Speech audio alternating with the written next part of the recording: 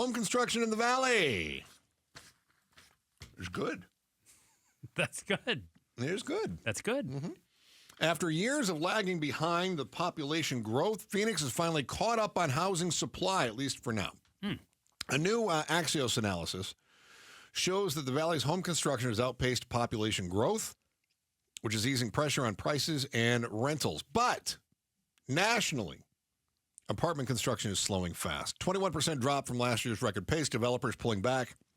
And they say the biggest reason, high costs, interest rates, and oversupply in some markets. Phoenix is in kind of a sweet spot right now.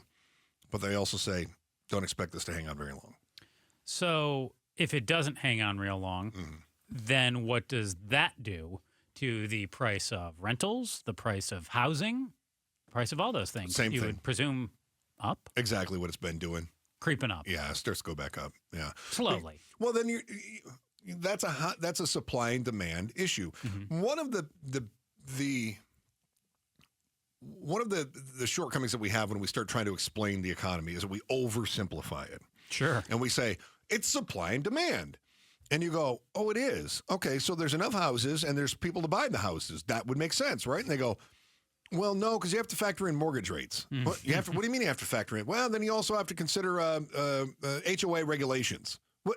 But I thought you said supply and demand. And they go, well, it's more than just a house available for a family that wants a house. You also have to consider proximity to a decent school system. And you go, but hold on, you just said it was supply and demand. We oversimplify the economy. We oversimplify the housing market. But in this case, the fundamental is that demand is likely to increase while supply doesn't keep up. Now, we did a little bit of catching up.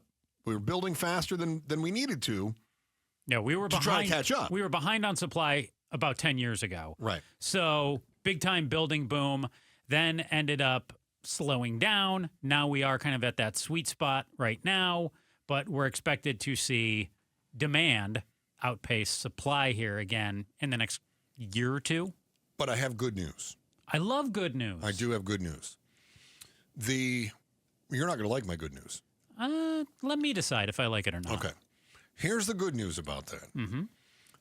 NASA is making a move to defend the planet because of the suspicious interstellar object, 3I Atlas. What does that have to do with housing? Well, if this is in fact an alien invasion, they expect that it would happen near the end of this year, which means we would not have to worry about housing supply because War of the Worlds would have begun. You're assuming the little green guys are going to fight with us. Yeah, they need our resources. No, I'm assuming they want to be our buddies. No, they wouldn't have been so sneaky about it if that were the case. Oh, yeah. Okay. So the good news is you don't have to worry about housing supply when things start to get a little tenuous next year. I told you it was going to be good news. A little tenuous. An alien invasion.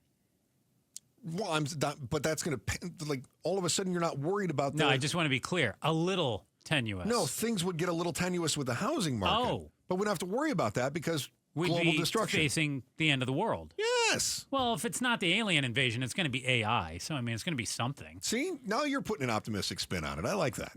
That's very good. The concern is that the national slowdown that we're seeing is going to be indicative of what we're likely to see in Phoenix. My concerns there are that nationally we're slowing down.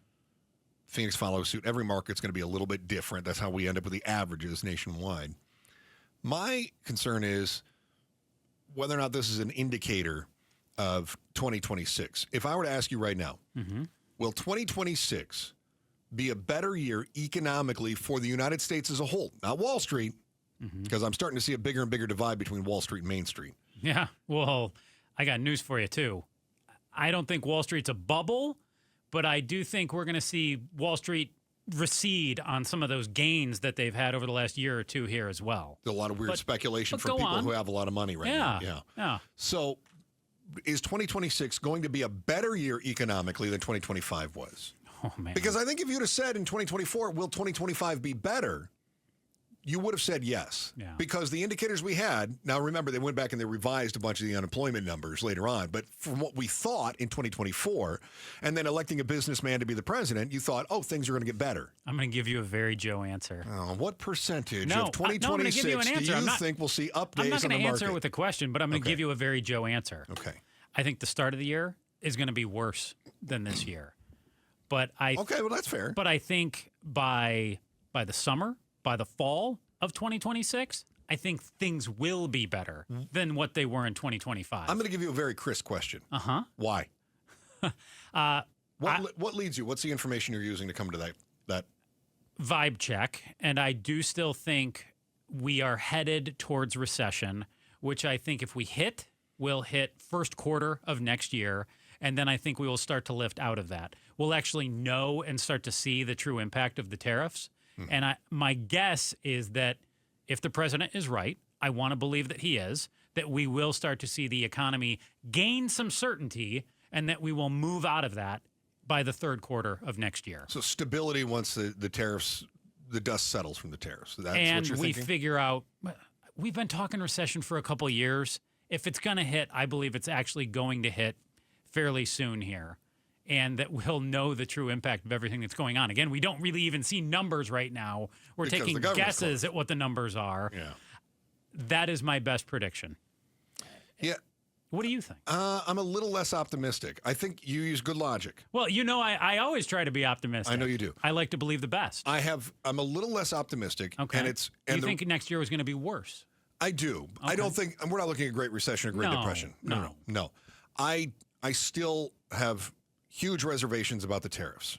And I start to see other countries. Did you see that China's now become Germany's #1 trading partner, now surpassing the United States? So you've got other allies that are looking for new trading partners because they don't want to deal with the U.S. anymore. That hurts our exports. That hurts people in the United States, manufacturers here. We got farmers that are hurting, and we're importing beef from Argentina. We gave them $40 billion, make Argentina great again. So there are some things, some policy things that I'm seeing that I'm not real optimistic about, and then I'm seeing our costs going up. I see inflation picking back up again. Another reason No, you're good. I cut you off. Another reason I have for optimism, though, you say I know. I'm sorry, is the midterms. If there is one thing that I believe that drives this country right now, too, is when politicians want to make things seem rosy, they will find a way to spin the economy. They'll find a way to... I don't think the president can snap his fingers and lower or raise gas prices a quarter, but historically... I'll do it on day one. It does seem interesting that when we enter elections, that gas prices do tend to go down. The country does tend to feel a little bit better. And I think something will happen.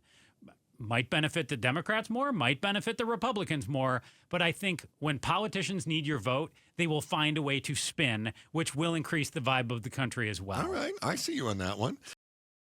Thanks for watching The Chris and Joe Show. Click to see more from Chris and Joe and tap the button in the middle to subscribe to KTAR News.